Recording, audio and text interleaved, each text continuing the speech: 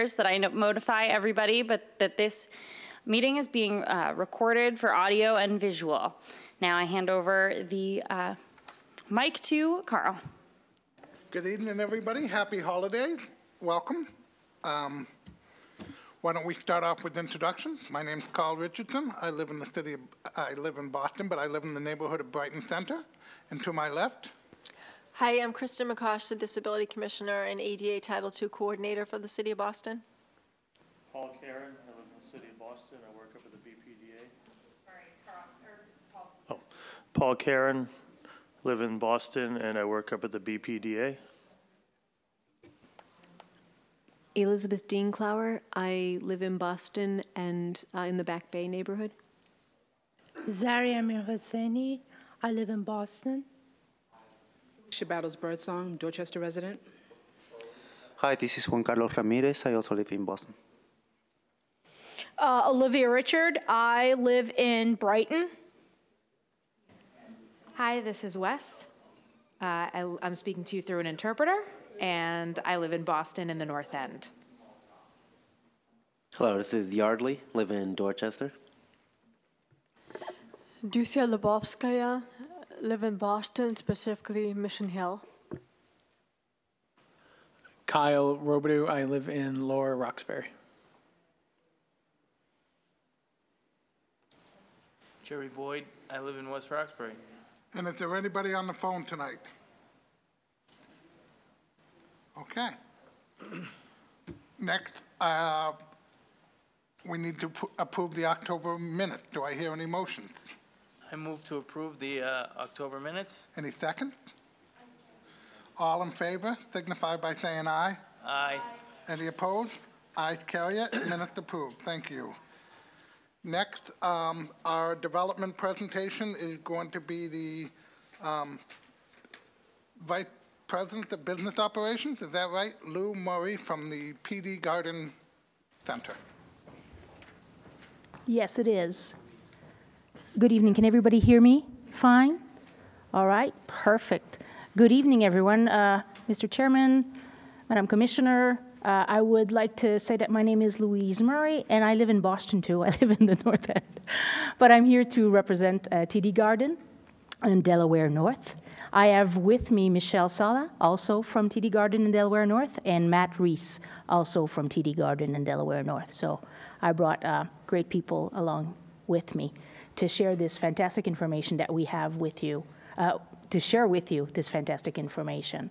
I want to make sure that everybody can see on those screens right there. So what we're looking at right now is what we call the Hub on Causeway. For the first time in forever, TD Garden is having a front door, and that's what it will look like when it's going to be all done. You can think that within a year or so, at this time next year, this should be pretty much rendered this way. So we are facing the front door right now. At my back, you would have Causeway Street in the back of me right now.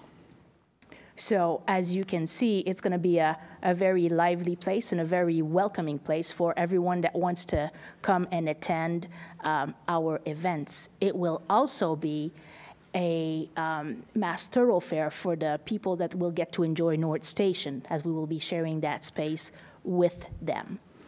We've got great information to share with you, and I'm hoping that some of you have already heard what I'm going to say, because it's always nice to have in the audience people that have heard this before. We're thrilled with the work that we have done on this journey of developing this great area. There were three things that we were looking to do when bringing all of these projects to life. One of the first one was vertical transportation, and you'll see this in here.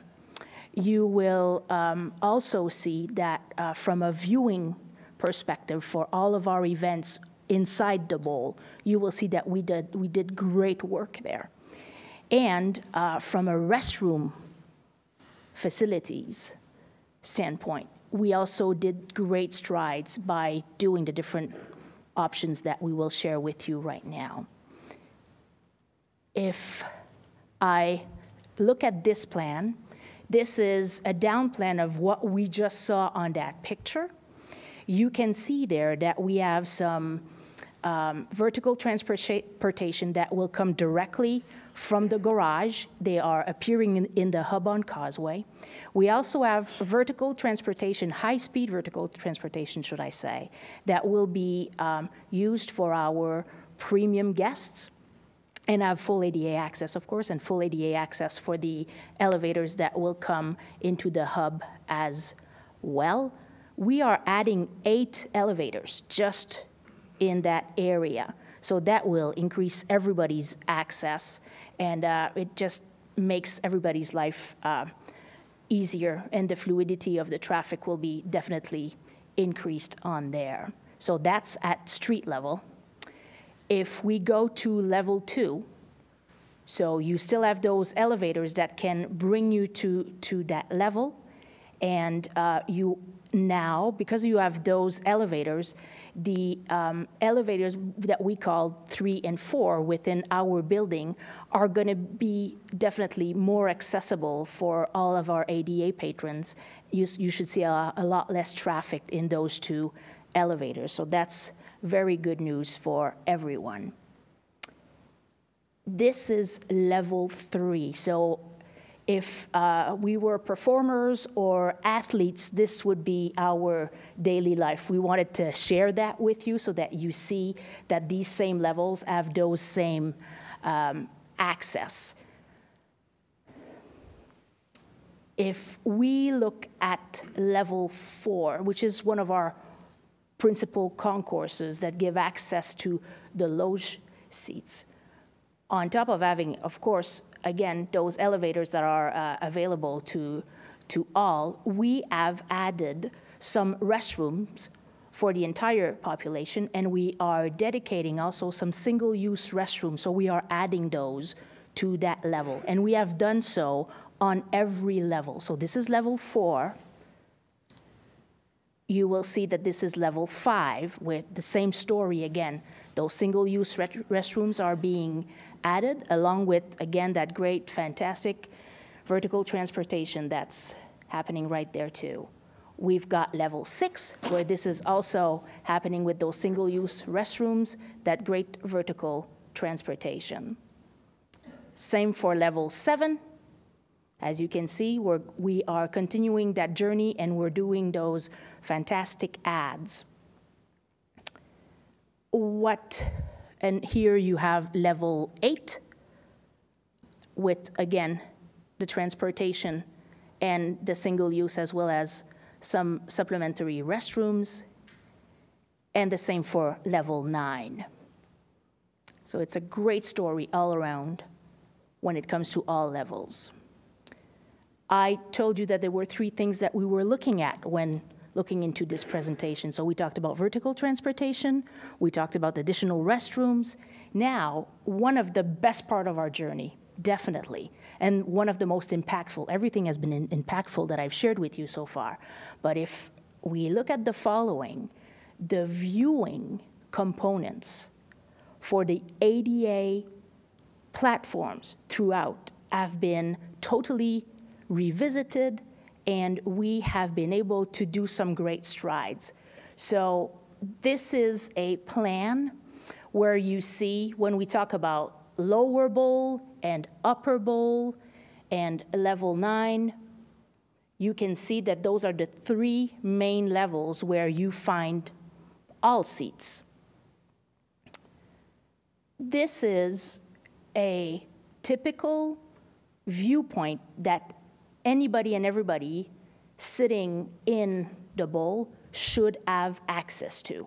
This is, and as you can see, this is in hockey game mode. This is what we were trying to achieve by looking at the different seating compositions that we went through. So if we start from there, we are able to say, if you look at that red line, with that ADA seating, we are very, very close, if not right on top of the optimal viewing point. This is lower bowl. This is in the upper bowl, where we're making great strides. This is fantastic. We did really, really well there as well.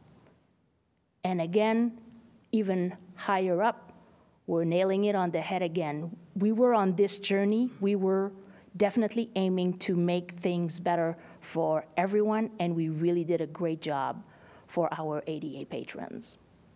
And the ultimate at the top of the highest level, level 9, by doing this supplementary construction, we are able to provide, again, this great viewing experience for our guests.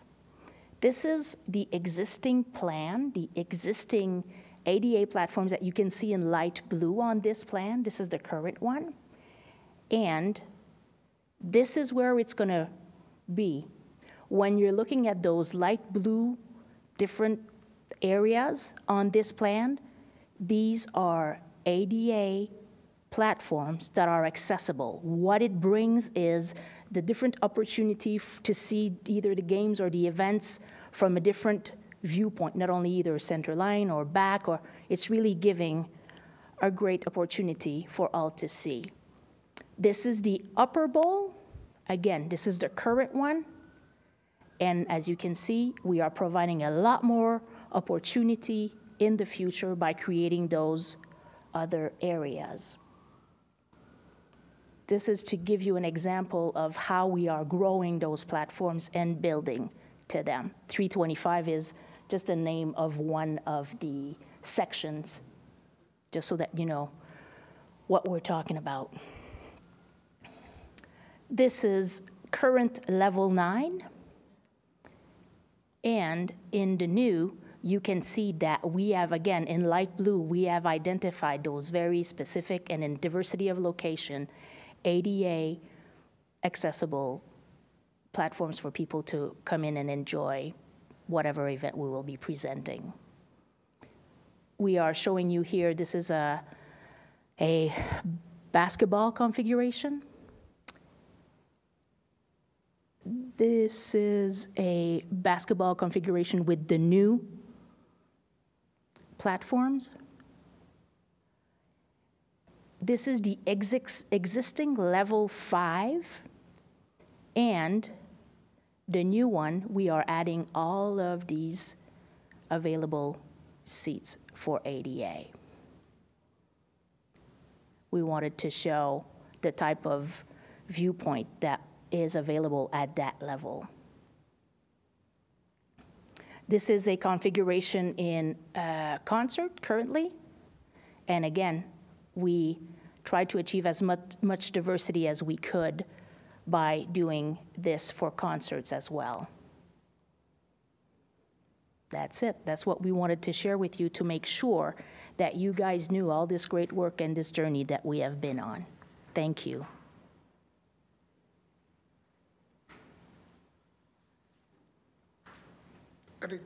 Any questions for Ms. Murray? Go ahead. This is Olivia. I have a question. The single-use restrooms, will they include a bench or some other solid surface for an attendant to change an adult? I would have to look into those plans. I'll make sure that we get the definition for you. Okay, thank you. All right, thank you. Did you, this is Carl, did you also update like the audio? I'm wondering if you updated the audio and the video. You mentioned concerts and stuff, if you're going to be providing like, I don't know, assistive listening devices for the hard of hearing, that sort of thing. Yes, we are definitely looking into that. From a technology standpoint, we're trying to study what is the latest and greatest as far as this is concerned. Different companies have approached us with different approaches and technologies. We'll share with you what we decide to do next, for sure. Thank you. Yes. Karen, what's the seating capacity for basketball and hockey? At hockey, do we have those? 18,000 roughly for hockey, and at 18,200 for basketball. Thank you. Thank you. Hi, A little bit Felicia. more about the transportation that you mentioned that goes around? The transportation, you mean the vertical transportation, the elevators? Yeah. Okay. I mean, they're going to be in what spaces again? So you have 6 elevators. that will be, those are the high-speed elevators that I was referring to. So those are for our premium guests, so the clubs, the suites, and also level 9 when that is launched. But it is also available for ADA access to level 8 and level 9. And you have 2 supplementary elevators coming from the parking up to the hub, which is in addition to all of the elevators that currently exist. Okay. Can we help with other questions? Over the years, I've heard, well, I'm sorry, go ahead. Hi, I have a question for you Yes. about the seating. So how many ADA seats are there for the deaf and hard of hearing individuals? Is that a large number? Is that a big area? Or can you give me a little bit more information about that? So if you're referring to ADA seats, we do not differentiate between any type of ailment or disability, or so we look at all of them in the same fashion. We are trying to make sure that they are available in all categories of seats, right? That's one of the biggest challenges we have. As you can see from what we shared with you, when you're looking at the pale blue areas, we have made sure that they are present at all levels and give you different perspective of viewing, maybe, you know, behind the goals or behind the basket or on the side, no matter if you are on the lower bowl or the upper bowl. I'm hoping that this is making it clearer for you. Okay, so maybe I wasn't clear, so let me clarify just again. I just want to ask another question then. Sure. How many spaces on each level are there going to be for ADA compliant? Hold on just a sec. Do we have the ADA?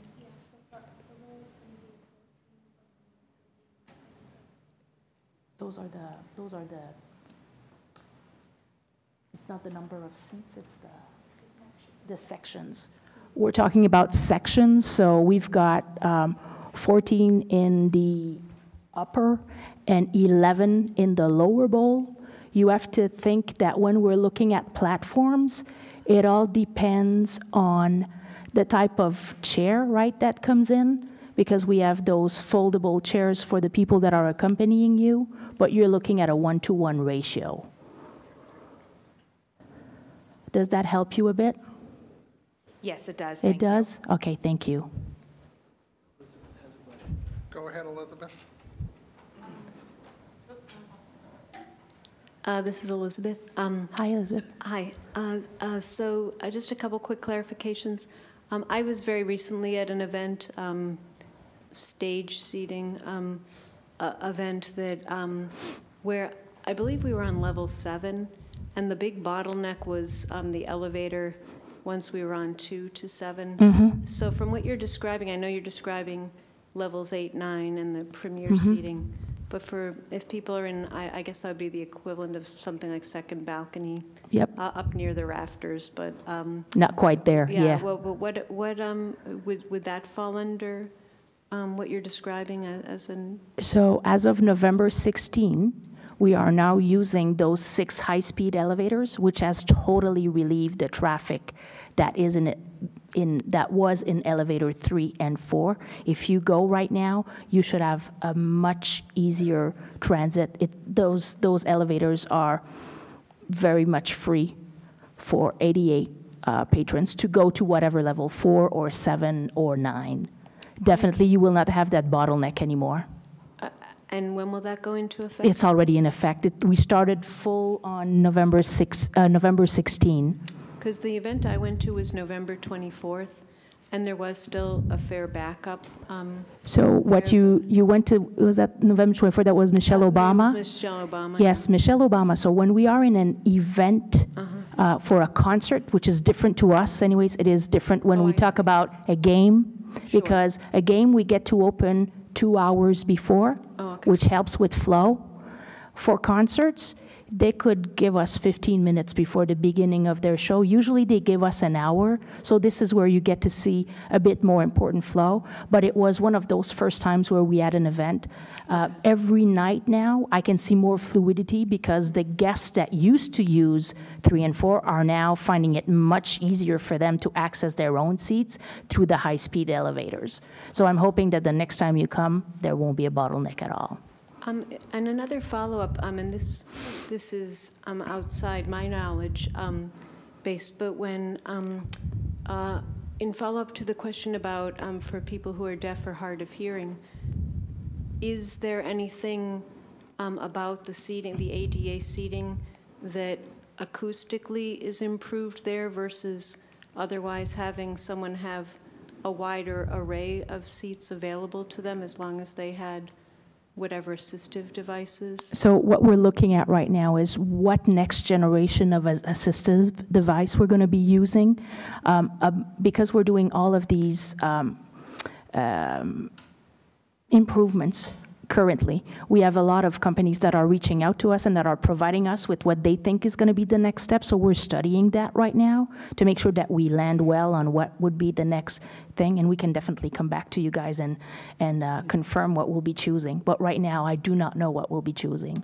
Because the one issue is I was in that situation where my group was willing to sit with me so that I could attend the event, and so they sat in the metal chairs with the slightly padded seating. Yes, yes. But I could see that someone else might prefer not to sit there if Definitely.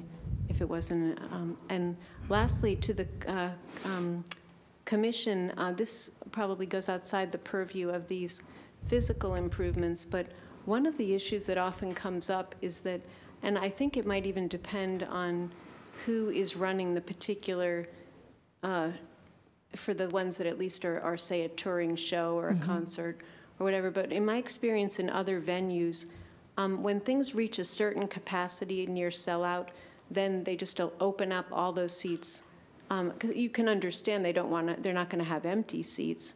But it does concern me in a different Boston venue. I once was in a situation where I couldn't even have a companion seat next to me. It was literally the wheelchair seating, and it was a scalper had purchased the seat next to mine. And so I just think we ought to also be aware of what are the policies in place for not only the ongoing events like basketball and hockey, but also then for concerts or special events that come and go, of what, to make sure that people who need access to ADA seating have a reasonable shot at getting them, because I think at least the Michelle Obama event, both for the pre-ticket ones that were the quote fan tickets, and then general public, I think in both cases sold out in an hour. The high profile acts, I have to say, do that sometimes in 15 minutes, everything is gone. Yeah. What you have to think about is in the ticketing market, and I'm sorry to be explaining so much, this may step out of this conversation, but whenever you're purchasing a ticket for an event, may it be at the Garden or anywhere else, because we do so many events, we've got great experiences at it. What we can tell you is always try to buy tickets from the primary source. So may it be Live Nation for a concert, or may it be the Celtics for the basketball, or the Bruins for the hockey. We run into having to deal with guest experience issues when folks have bought the tickets from another source, or they go on the secondary market buying it off of somebody that's selling after the fact. Yeah, I'm just talking about instances where I am going through the original event, but that things are just blocked off differently. But some of that might be outside the scope for today, but just for us to be aware of that in these things that, maybe it's the people, including people who need the ADA seating, are accounted for in those numbers, but just to be aware of that, to make sure that it's not that just because things are going so quickly that they're then saying, when we reach, for instance, years ago, even at the Kennedy Center in Washington, for certain performances, when we reach 85% of total, the whole thing gets opened up. Any of the seats are fair game, and just keep tabs on what happens in Boston. What we'll make sure, Elizabeth, is that our website, where all that information is available, that it's as up-to-date as possible. Okay. And we'll make sure that from a training standpoint, whomever will be interacting, of course, when people do things directly online, sometimes there's messages that don't get through, but we can assure you that it is definitely a concern of ours to make sure that our people are definitely trained to be able to answer all of those queries and look after that particular clientele in the way that it should. Thank you. Olivia? Yes, this is Olivia. Hey, Olivia. I have a question about ASL interpretation and concerts in line of sight. Now, are there mechanisms in place to make sure that if someone identifies themselves as needing the ASL interpretation, that you're not sticking them in level 9? Well, it all goes with the purchase of your ticket, right? When you purchase your ticket, you are purchasing a specific area, right? When you purchase a ticket. Mm-hmm. So if you are to purchase that ticket, and if you go through, as Elizabeth mentioned, the ADA areas that are supposed to be supported, and they are, there's a difference if you're referring to the fact that if you just buy, you put your hands on a ticket and it's outside of an ADA realm, it's a bit more difficult to be accommodating at that point, but we definitely try to do our best. And when it comes to events like concerts, we are working with Live Nation. Sometimes it's Live Nation, sometimes it's AEG. It could be Louis Messina. I mean, there's many promoters. There's about 20 or 25 of them, right? Yeah. And that education that we are going through for ourselves right now, or that re-education, should I say, that we're going through for ourselves right now, we're also sharing that with all of them. So I think we're going to get even better at it with time.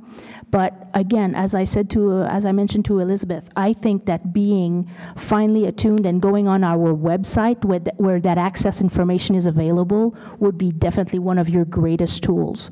Because I know for a fact that there are some ASL interpreters that come through the different shows. Definitely. Lou and her team have been very good about reaching out to us, working with our architectural staff, and I think these are issues that we can work on together moving forward. We can certainly be a resource. Definitely. And if we don't have the answers, we can hook you up with the right people who do. Thank you. But I think it's great that we raise these issues so you're aware of them. So. For sure. Much appreciated. This is Carl. I just have one quick question. Because over the years, not recently, but over the years, I have gotten a handful of complaints about the garden not being as accessible as it could be, but the issue was that the individuals, the consumers, had no idea who to contact. So do you have somebody there specifically who deals with accessibility-related issues, so if someone has a concern, they can address it to the right person?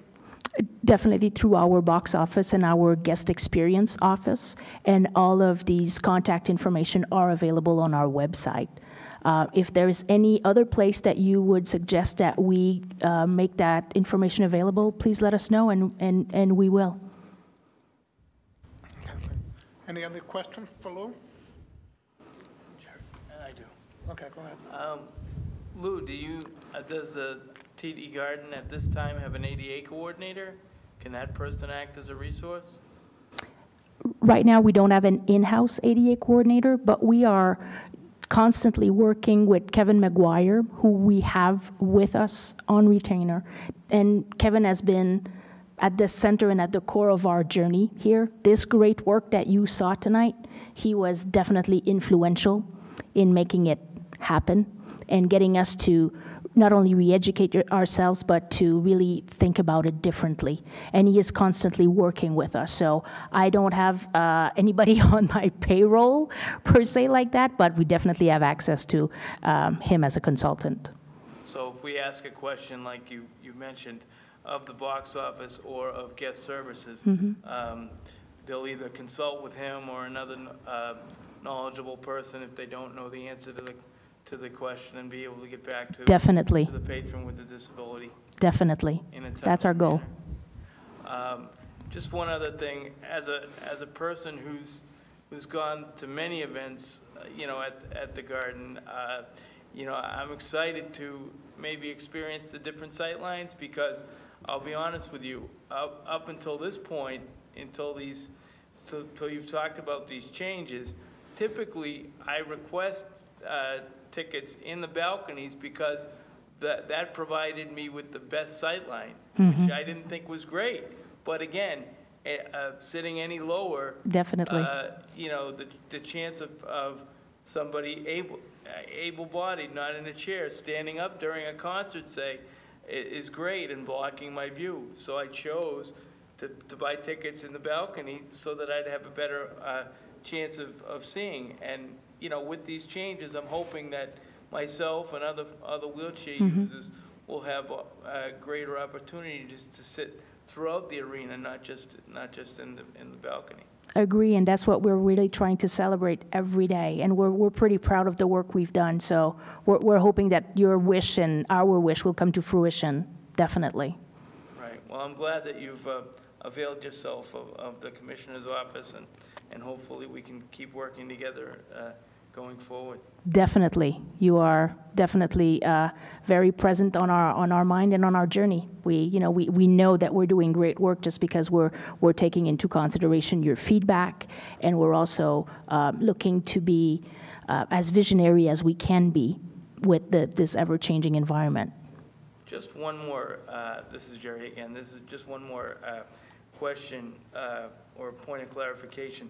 So Elizabeth told you about her experience, shared her experience at the Michelle Obama event, and you said that for concerts you don't necessarily get to dictate or get the same level of access pre-event that you would for the Celtics or the Bruins or what have you. So how going forward can we improve that experience for the concert goer so that they can have access to those other higher speed elevators or whatnot? Because again, it sounds like in Elizabeth's case that wasn't as successful as it could have been. Could I just add? Go ahead. Maybe just in the interest of time, we can make a list of these concerns, because I'm sure Lou wouldn't be able to address these questions definitely. on the spot, but these are policy issues that we could talk about. Oh, definitely. So we can More than collect all welcome this to. information. More than welcome to, guys. Thank you. But we're hoping to see you and to host you at events coming to the garden. We've got great programming, and we're really proud of it, so we're looking to share it with as many people as possible. Great. All right. Well, thank you, Ms.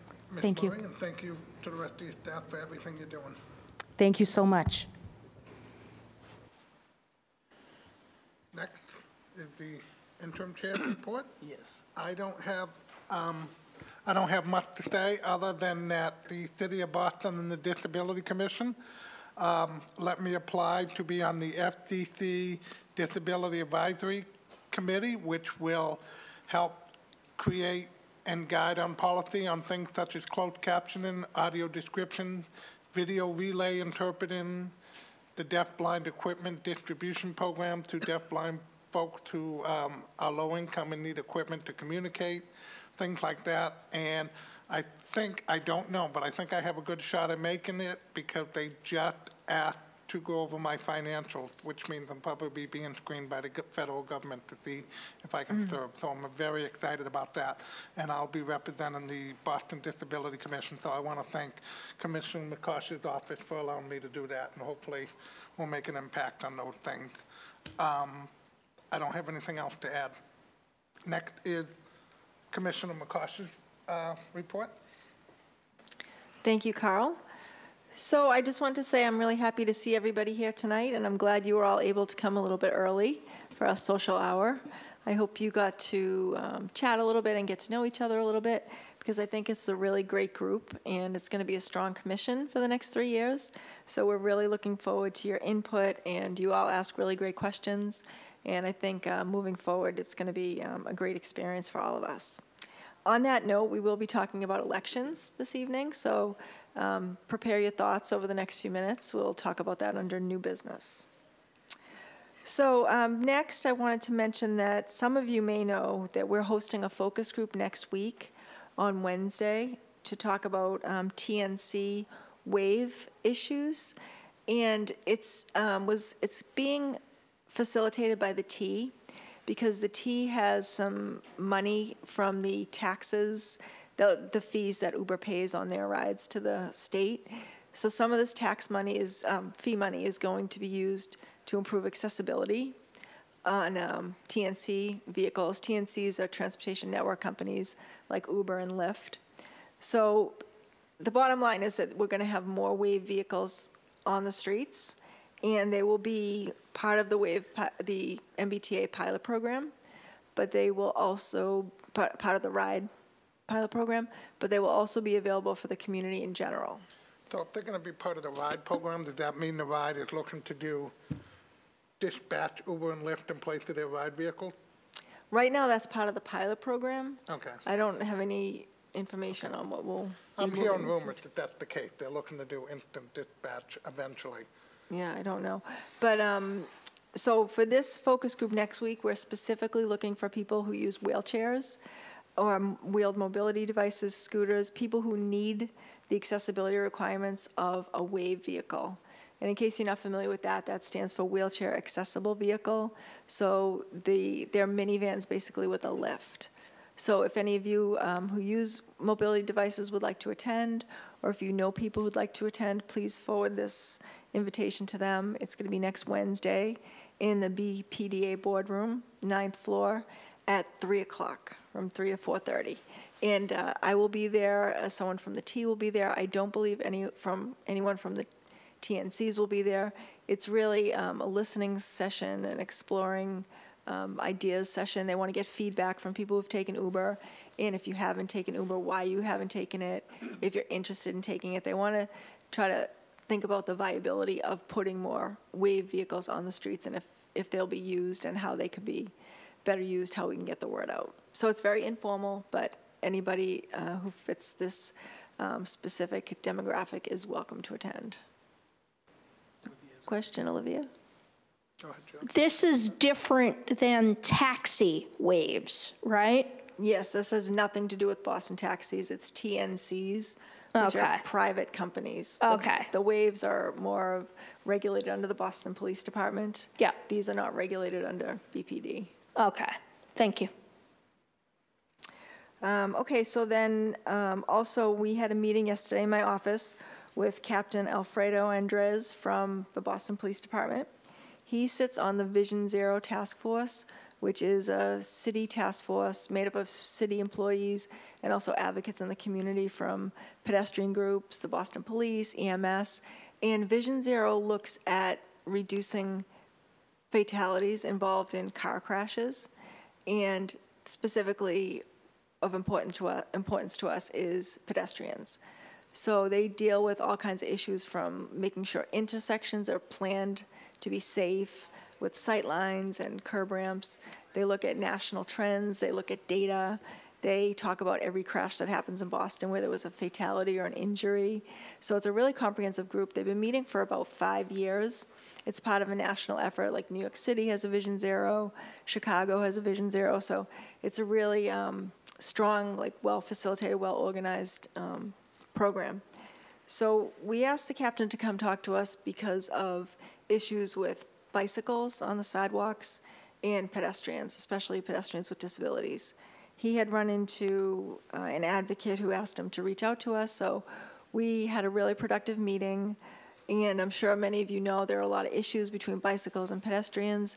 There's a lot of issues with all kinds of new wheeled, not wheeled mobility devices, but wheeled recreational devices like scooters. There's electric bikes and electric scooters.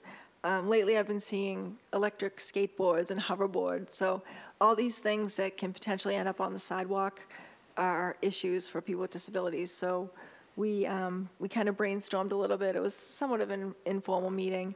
And we decided to work on putting together an outreach plan that we can try to educate people who use these these types of recreational vehicles on the sidewalks, whether they're supposed to be on the sidewalks or not, whether they're familiar with the rules of the road, that they have to stop at red lights, and just to try to educate them on people with disabilities and people in general, pedestrians on the sidewalk. So we're planning to roll it out in the spring once bike season starts again. And we'll do a lot of research before that. We'll find out all the laws and all the conflicts. We'll do a lot of work on it. But we really hope to either do a PSA or at least a social media campaign that we can really hope to educate people on that. Can I add something? Sure. So I don't know if all of you saw, but there was an editorial in the Boston Globe last Friday by former Commissioner Charles Carr of the Mass Rehab Commission, giving the point of view from a person who uses a wheelchair, speaking against electric scooters and such. So it was in last Friday's Boston Globe. Thank you, Carl. Okay, and then finally, I just want to let everybody know that the mayor gives an annual State of the City address every January to talk about what the city's accomplished in the last year and also what's coming up for the future, the next year ahead. So his State of the City, I don't have the date, it will be in January, but all board members will be invited to attend. So look out for that invitation in the mail if you haven't gotten it already. Any questions on anything else that I said? Elizabeth? Hi, Elizabeth. So it sounds like the way this particular focus group came about was kind of a last minute. Is that a correct understanding? It is. It's very last minute. Yeah, because that one, thankfully, in talking to a couple of folks, it sounds like there will be some people to attend, because I think, although I didn't ask for a specific edit on it, when it was saying under this October, the October minutes, when it was saying under action items that I had requested that the commission provide a schedule as to who will be presenting throughout the year. I guess I meant both at two levels. One, the ones which I know for some of them that are meetings that you have planned well ahead, that there's very good reminders that such and such meeting or hearing is coming up, and sometimes things just percolate up more quickly. But to the extent it really is helpful to both know from a both planning point of view and calendaring and all of that, what might be coming up, but also for ideas that Paul was even mentioning, his interest in convene. I don't want to speak for you, Paul, but things about even whether it would be a hearing or some kind of informational meeting for people with mental health issues that might be coming up in 2019.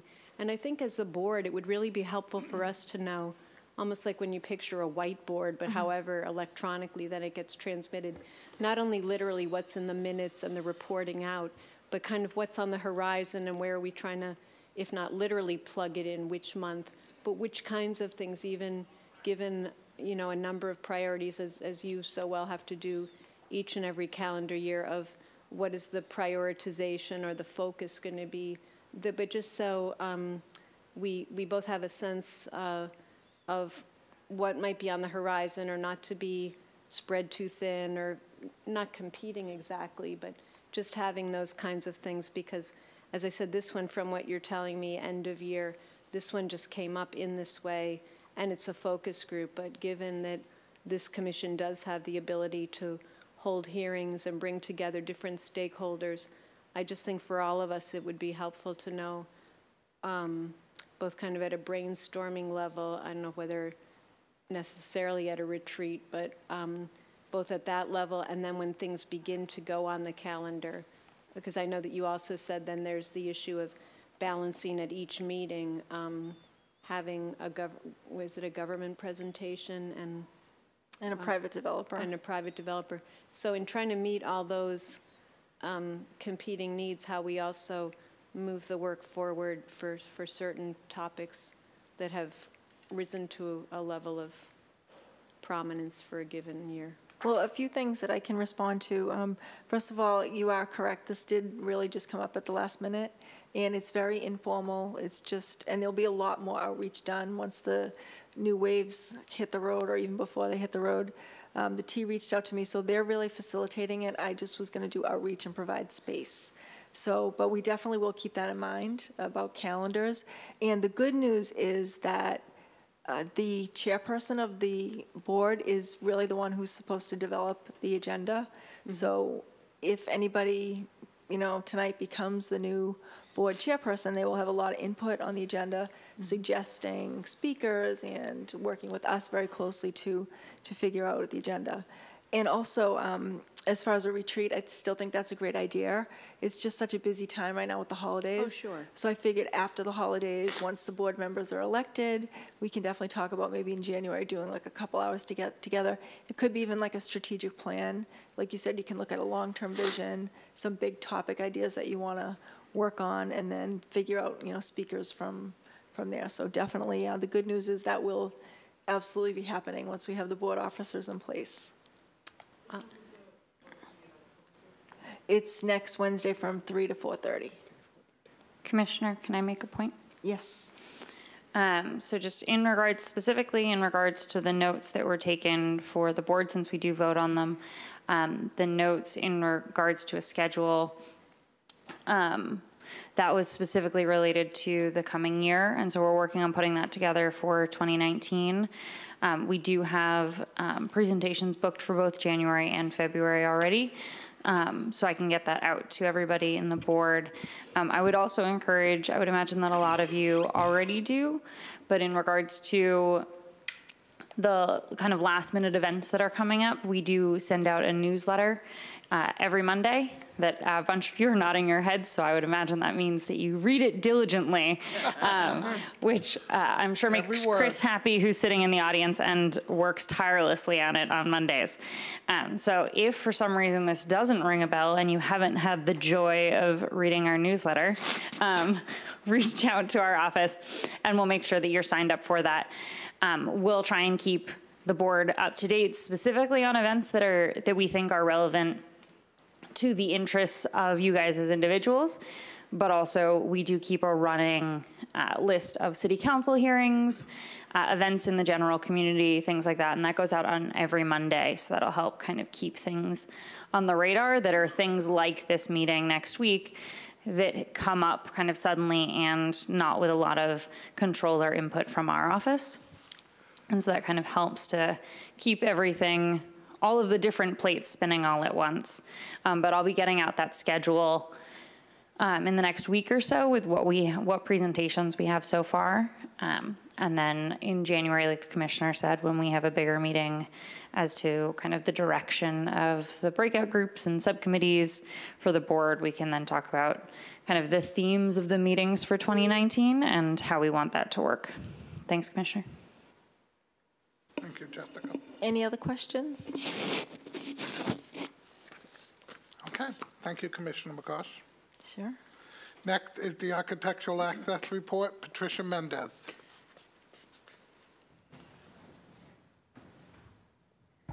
Hello, everyone. Can you hear me? My name is Patricia Mendez. I'm the Architectural Access Specialist. Good evening. I'm going to be brief for this meeting, but I really wanted to share with you that we have been working closely with the Elderly Commission in a couple of things. One of them is our updated accessibility checklist. Our accessibility checklist is one of our favorite tools that we use to communicate with developers in the city. The other thing that we've been working with the Elderly Commission is to develop strategies for LEED certified buildings. LEED certified buildings are buildings that are sustainable and very conscious about saving energy. And one of the latest LEED versions includes a pilot credit, which is called the Social Equity Credit. And we are trying to come up with applications for that social equity credit, where we're thinking that that can be related to more accessibility units or family bathrooms or ideas like that, that they can be included in the designs of buildings. So we're very excited about that.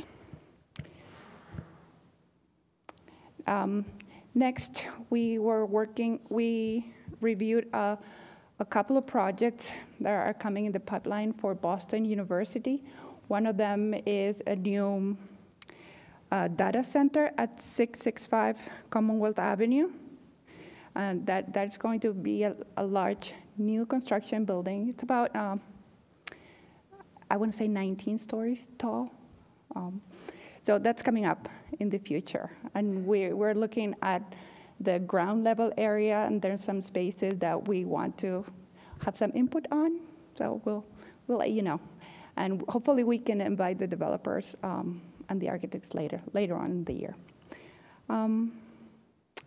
Lastly, we had an Architectural Access Board training. Tom Hopkins, the executive director of the Architectural Access Board, came to City Hall, and we had a great meeting with property management. And we are going to have more meetings with Tom Hopkins and property management in preparation for next year's event in City Hall Plaza. So we're very excited about that. And that's it for me. Does anybody have questions? Patricia, you said you're planning an event for next year. Who's that? With the Architectural Access Board at City Hall Plaza, or just in general, you're planning for all the events at City Hall Plaza? Great question.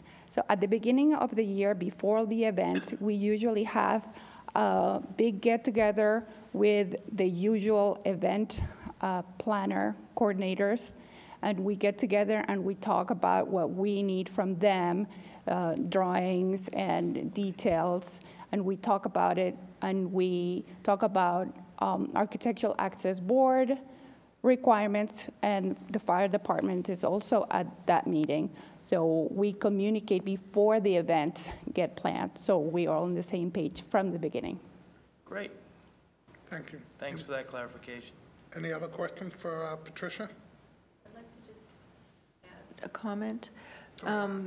So the meeting that Patricia's talking about, it's an internal meeting in City Hall, and it's from every department: inspectional services, we're there, entertainment, sports and entertainment. Every city department that's involved in any activities on the plaza comes to the event. So we think it'll be really helpful for them to get the message directly from Tom Hopkins about accessibility requirements, because a few years ago we developed an accessibility checklist similar to the one that Patricia mentioned for developments. We also created one for City Hall Plaza, and we can share these with you as well. But it basically lists all the things that are required for accessibility, and it gives the proponents a guide to setting up their events and making sure they have access, and ask them questions like, if you have stages, are there ramps, and things that they may not think about. And on that note, I wanted to mention that Lou Murray is the proponent who organized Winter Boston the last few years. And if you've noticed, Winter Boston is not out on the plaza this year, and that's because the city under Mayor Walsh is really prioritizing infrastructure work on the plaza. So they're doing work on planning spaces like placeholding for events, making a larger area and small breakout areas. They're looking at paving, they're looking at infrastructure like water hookups and electricity hookups, things that you wouldn't necessarily think of, but big things that really prevent people from hosting events on the plaza and really make it difficult. Like you see the wires strewn all across the plaza with the plastic covers over them. It would be great someday if we could eliminate all that, if we have different outlets around the plaza, because right now everything is sort of channeled inside of City Hall because there's no infrastructure outside. So this, taking this winter off is going to make really big improvements. And I believe that TD Garden, Lou's group, is still under contract for doing events in the future. So We're really lucky to have this relationship with her. Patricia and Sarah have been great about establishing an open communication relationship, and I feel like they really get the message, so this is going to be a big step towards having much greater access and much greater events on City Hall Plaza, so we're really excited. That's all. Thank you. Any other questions for Patricia or Commissioner McCosh? Okay, moving on. Thank you, Carl. Old action, no, new action items. Old business. Old business. None? Hearing none? All right, we'll move on to new business. I know what you want to talk about. Go ahead. Yes, so I sent out an email last month after the last meeting just asking everybody to think about elections because we have a copy of the bylaws for everybody. And now that we finally have a full board after advocating for so long to get more seats and have more access, and everybody's really been great about attendance, so thank you for that. Now that we have a full board, we really want to make the most of it. Like I said, we want your input. One thing I thought of when Patricia was speaking also is that we should make a list of trainings that you want us to provide for you. We've talked about an ADA training, a basic overview of ADA. We could also do an AAB training so that people will be more well-versed in reading variance applications and giving input. So we'll definitely keep a running list of trainings. And we can also think about subcommittees. We don't have to decide them tonight, but after we elect officers, we can think about if we want an architectural access subcommittee, a transportation subcommittee, and we can do work offline so that more work does get done between meetings, because as Elizabeth said, the meetings come very quickly and then they're over very quickly, so we have a lot of work to do. So in that vein, I'm going to just go over the different officers and ask Jessica to read the descriptions or requirements of what everybody will be required to do if they are elected as an officer. So there are 4 positions that we are required to have on the board, and they are voted on annually by majority vote, and that's chairperson, vice chairperson, secretary, and treasurer. So Jessica, if you just read briefly the requirements of each role. Sure. Thank you, Commissioner. So let's see. The chairperson shall, according to the bylaws, develop the agenda in coordination with the other officers, preside over all meetings, appoint subcommittees as needed, and this is kind of a complicated one, but authorize expenditures as needed. This is complicated because, as you'll see when we read the duties of the treasurer, this commission has no financial responsibilities. So that is not technically a responsibility, but is in the bylaws. The vice chairperson shall perform all these duties of the chairperson in their absence. The secretary shall keep record of all meeting attendance, minutes, and correspondence. So that's currently held, that responsibility is currently done by myself. So I would work with that person to kind of do the minutes and the attendance and things like that. Shall post notice of all meetings 48 hours before each meeting at the city, town, or clerk's office. That's also something that's handled internally currently. Send notice of meetings and minutes of the prior meeting to the members at least 14 days prior to the meeting. And then the treasurer shall keep record of all financial matters, develop a budget in coordination with the commission, and prepare a financial statement for inclusion in the annual report. While none of those responsibilities are necessarily required by having a budget here, the position of treasurer itself is still required by our bylaws presently. Thank you, Jessica. Yep. Carl just suggested maybe forming a bylaws committee. We can think about that as well. So as you can see, the chairperson does have a lot of responsibilities. A few things that weren't mentioned also are we asked them to give a report every month. Carl's been so great about filling in as the interim chair. We appreciate it, but it would be great if we have somebody, talk about either goals for the year or events that are coming up, just, a brief report at every meeting. And also, one of our requirements is to put together an annual report. And I usually do that, and I'm happy to do it, but it would be great if we have some community input into the annual report as well. So with all that being said, does everybody understand all the requirements of the board officers and we're ready to hear nominations of either yourself or someone else. If anybody wants to open the floor, I'll open the floor if anybody wants to make a nomination. I nominate Elizabeth for chair. Okay, let's start with chairperson. Let's make a list of everybody who wants to be chair. Olivia?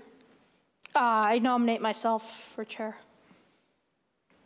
Okay, we have 2.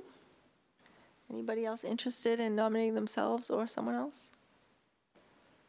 This is Jerry. I nominate myself for chair.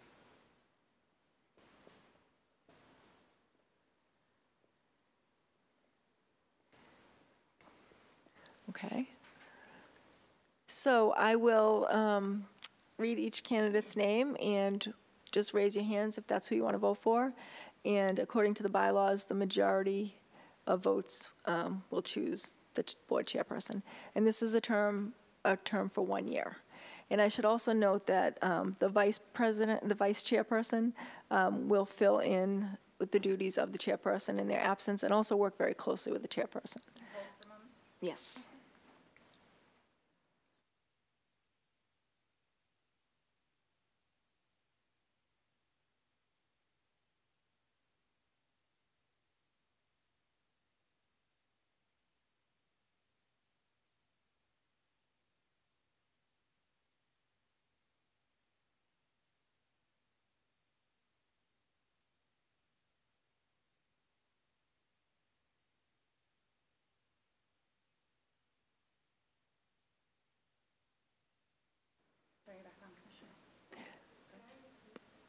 To clarification. Yes. So on the bylaws then that the vice chair is just filling in for the chair.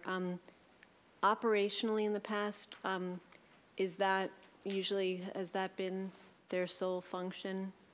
Because I've been in situations where as a chair with a vice chair, we had more of a, not literally on par, but much more of a collaborative working rapport where the vice chair was much more involved than acting as a substitute to run the meetings. I think that's a great idea. We've never been so fortunate as to have so many people interested in so many positions.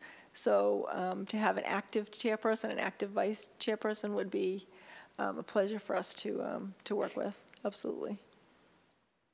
And one thing I should clarify, Jessica reminded me, is 2 people nominated themselves, but Elizabeth, where you were nominated by someone else, do you accept the nomination?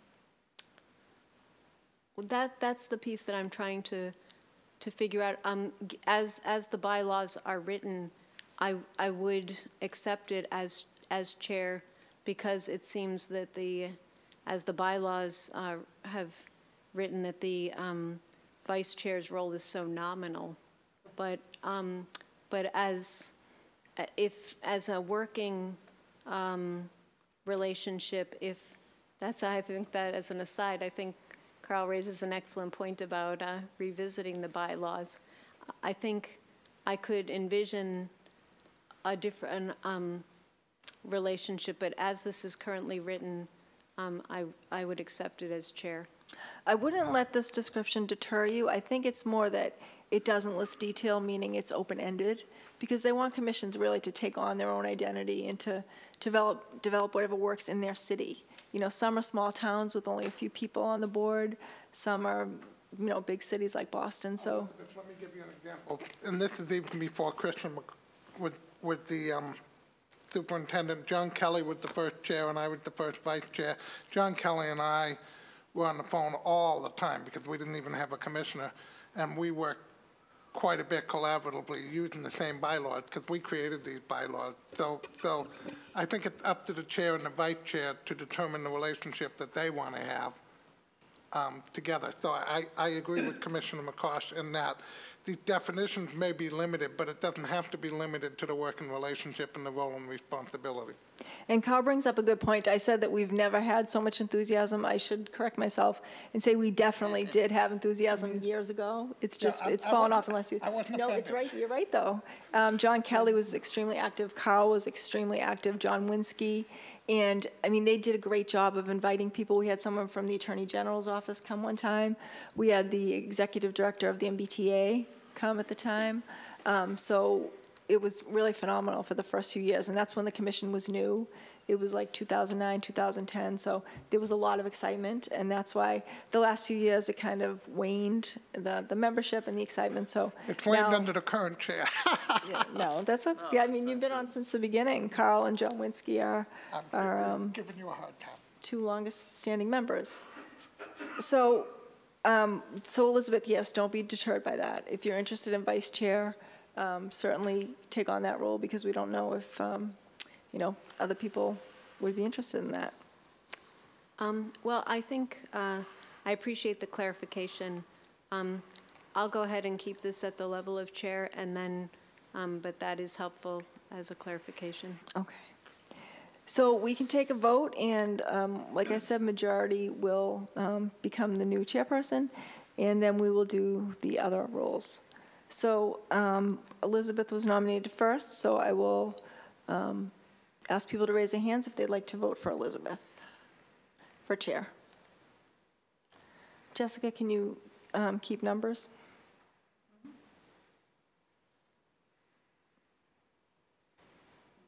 Okay, and then we will take a showing of hands for Olivia as chair.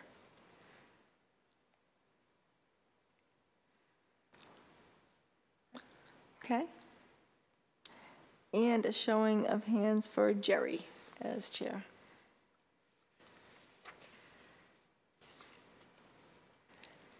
That's great. We had a nice even mix of everybody, so thank you all for voting. Do we have a majority? Yes, we do. The majority goes to Jerry. Jerry Boyd, congratulations. You are our new chairperson. Thank you. I hope I don't live to regret this. It's only for a year, and like you said, you'll be able to lean very heavily on the vice chair. Right. I don't regret that you're the new chair. You're already at the right table, so There just you move go. over a seat. Okay, so now we'll take nominations for vice chair. I nominate Olivia Richard for vice chair. Olivia, do you accept the nomination? I accept. Yes. Okay. Can you say that into the microphone? I nominate Elizabeth. Great. Okay. Elizabeth accepted if you didn't hear that. Yep, Elizabeth accepted. Any other nominations? Okay, so we will vote. First up was Olivia. Showing of hands for Olivia as vice chair.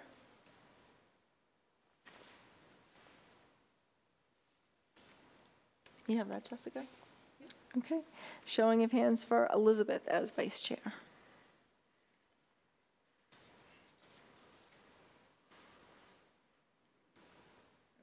And majority goes to? Majority goes to Elizabeth. Elizabeth, congratulations on being our vice chair. And now we'll take nominations for a secretary. And as Jessica said, a lot of the administrative things we will certainly continue to do, but a secretary, you know, and again, we can make these roles whatever we want. It will certainly be, you're a board officer, so you have that title, and you'll have input on our meetings and our planning. We really hope that the four offices will work together, so don't be deterred by the fact that it's a secretary with not a lot of the administrative duties. I nominate Oh, hang on one second. Ducey has a question. Can you clarify again about the treasurer? Is there anything at all that the treasurer does? The treasurer doesn't, like Jessica said, we don't have any funding that we specifically oversee. But again, it's a board officer, and you never know what could come down the road. You know, as administrations change, different things, change all the time in government. So like Jessica said, we definitely want to elect that person, and we can think about how we want to use that role as well.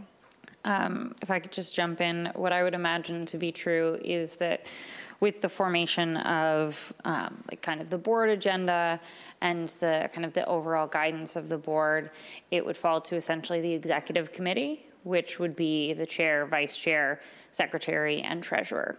So just by the fact that there is no budget does not necessarily mean that you are, by being a chair member, not part of discussions. I would also like to add, in regards to the secretary's role, you will not just be handed everything and asked to do everything. I believe I currently hold all of those roles and would walk anybody and share ownership of any of the responsibilities that position comes with. So you're not going to be left in the cold with a bunch of paperwork to do, I promise. And that's a really good point. It will form an executive committee, and certain things fall under that. Things like people when they give resignations. Boards also have a chance to do executive sessions, which are closed to the public, to talk about internal things. So it's definitely a role that we value, and we hope people will be interested in. So with that, we will take nominations for secretary. I nominate Olivia Richard for secretary. Olivia, do you accept? Yes, yes. I'm going to get you on the board somehow. At this point, I think you're going to take me to the roof. Any other nominations? Okay, showing of hands for Olivia.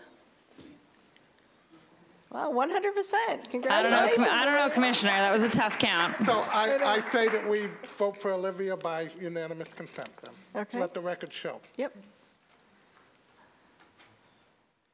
And the last position, treasurer. Any nominations for treasurer? Yeah, I'm going for treasurer. Nominate yourself? Yes. Okay. Ducia? Anyone else interested? You? Felicia? Okay. Felicia is nominating herself? Okay, so we'll do a showing of hands first for Ducia.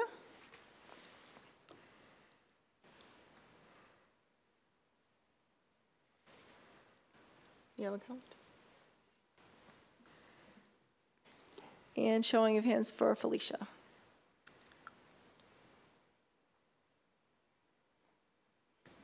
All right, and the position of treasurer goes to Ducia. Congratulations. And for anyone who was nominated and didn't receive a majority vote, please do not be discouraged. These positions open up every year, and even sometimes people step off the board for different reasons. So we value all of you, and we're really thrilled to see all this excitement. I've been interim chair 3 times now. It's true. And 2019 is right around the corner. It's a new year, and we'll hit the ground running in January, right after the holidays. So great job, everybody. And that's it for me for new business. Okay, next is any other new business before we move on to public input? All right. Elizabeth. I'm sorry, what? Elizabeth. Go ahead. Go ahead. I'm not exactly sure how this would be characterized, but I just think we, as a board, we do want to be aware of issues that are have a dual function, both to members, both to members of the disability community and to the public at large, such as tonight, TD Garden and the WAVE vehicles, the wheelchair accessible vehicles, that understandably these are situations where whether it's a venue or a form of transportation, it needs to account for both types of individuals, and in fact we want it to be inclusive of both.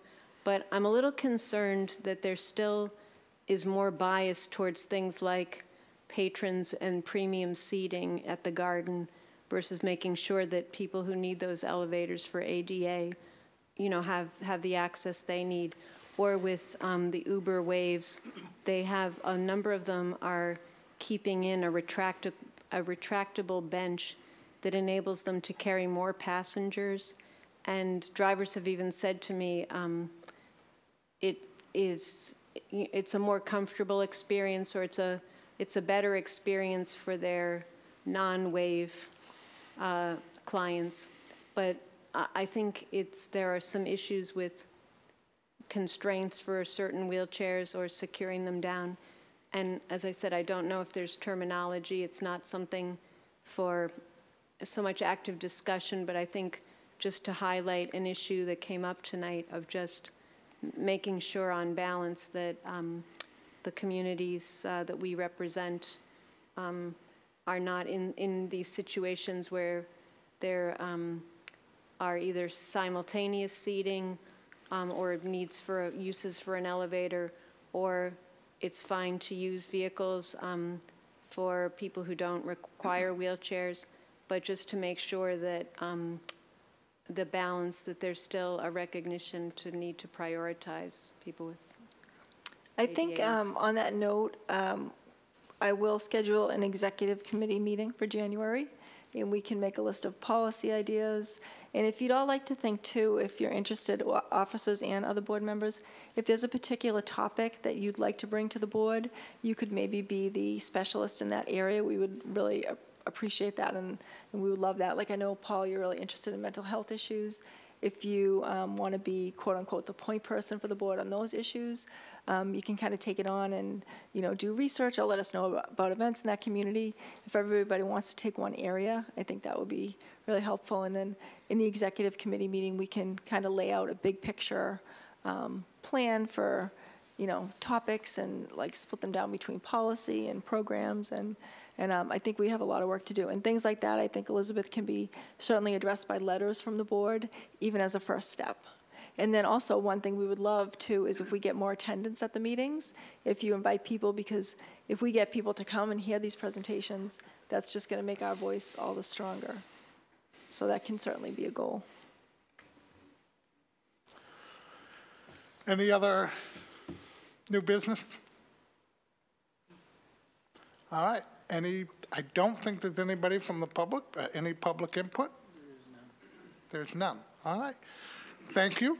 I enjoyed working with all of you, and I look forward to participating as a member with the new executive committee. Thank you, everybody. Thank you. And have a good night, and we'll see you in January. And 2019. Great.